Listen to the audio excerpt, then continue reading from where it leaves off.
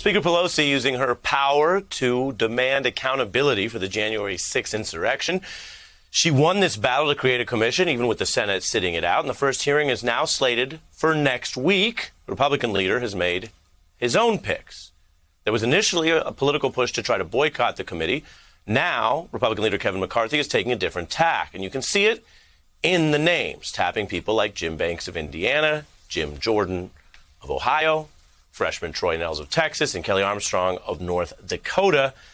Three of these individuals who are going to be on the committee to investigate what happened were part of sharing the same goals as the people doing the rioting, because they voted to basically try to overturn the election. They voted against certifying President Biden's win. Four of them voted against having the commission they now serve on. This is really Nancy Pelosi just playing politics. Have you had any indication that Speaker Pelosi will approve the members that you've chosen? Why would she not? So there are, of course, many legitimate reasons why you might not want some of these people on the committee. Now, Jim Banks is saying Pelosi created the committee to malign conservatives and to justify the left's authoritarian agenda.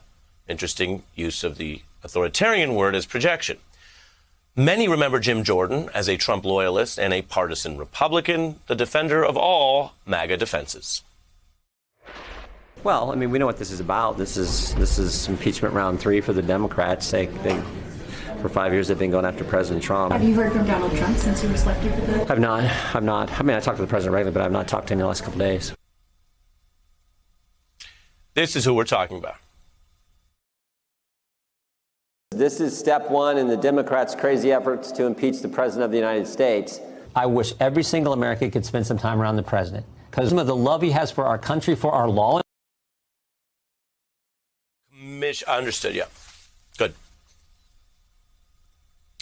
Meanwhile, Liz Cheney has been discussing her view of who's responsible, name-checking Jordan, saying, that guy Jim Jordan, that son of a B.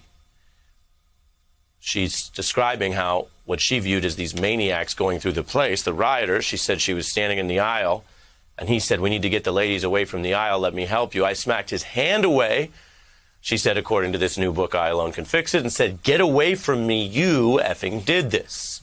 Speaker Pelosi says she's mulling McCarthy's picks. She does have the power to deny them, and that sets up another clash in what has become a complete brawl over what, in a different era, would be a traditional, nonpartisan national security investigation of a rare and deadly attack on the Capitol itself.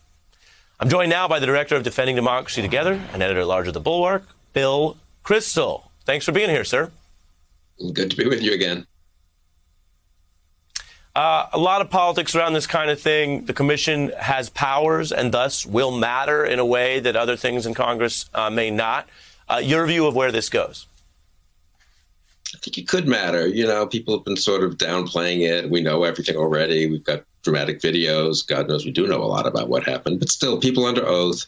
What did the president do that day? Why didn't he do anything? Why didn't he call the Secretary of Defense or the Attorney General or take phone calls from, I guess, the vice president even, right? The vice president ends up talking to General Milley, I think we now know, and saying, you've got to get down here. President is just enjoying what's happening. He's basically, as he himself has almost said at this point, on the side of the rioters or the insurrectionists, not on the side of the U.S. government. It's pretty extraordinary, honestly. So I think bringing that home with testimony under oath from people in the Pentagon, people in the Justice Department that day, maybe members of Congress, could be interesting. And I would point out, I mean, look, there's the three, Jordan, Nehls, and Banks are going to be just there to disrupt things. The other two, what's Kelly Armstrong, I think it is, from North Dakota, second term, he said some pretty strong things right after January 6th. Might be a little different.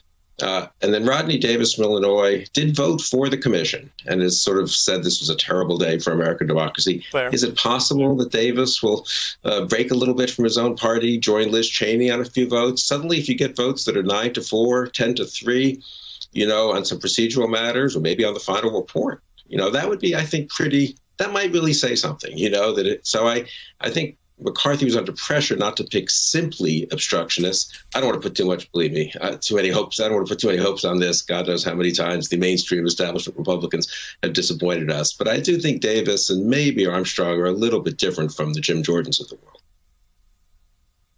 Yeah, I think that's a shrewd point, and to the extent we can glean anything, again, from their records, it would seem that McCarthy politically has a multi-pronged strategy, because he's got the sops to the right who will make the moments or talking points and feed that so-called beast.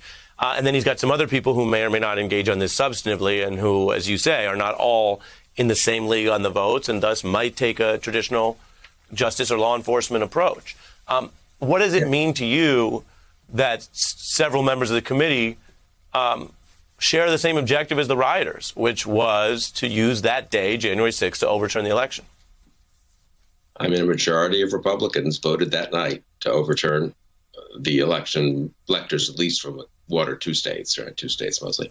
So with no evidence at all, in a totally unprecedented way, utterly unprecedented, and therefore legitimizing the efforts to cast doubt on the election, playing along with Trump's big lie. That's the majority of the Republican Party. We should never forget that. That hasn't changed.